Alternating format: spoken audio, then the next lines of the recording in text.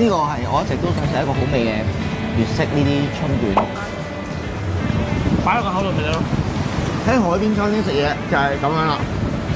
我哋而家諗住睇下幫羅應明買越南人參，旗袍係啦，逼佢買誒即刻做。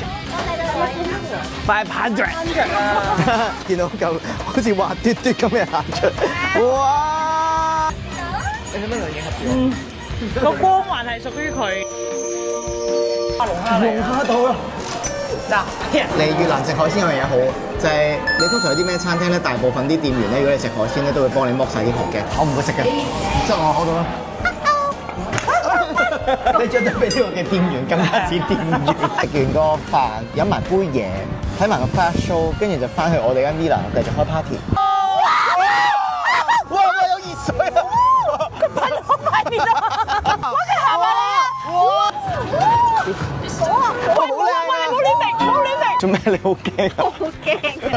我係怕水啊！好驚啊！我買咗保險㗎。轉 pose 啊！嚟睇，得唔得？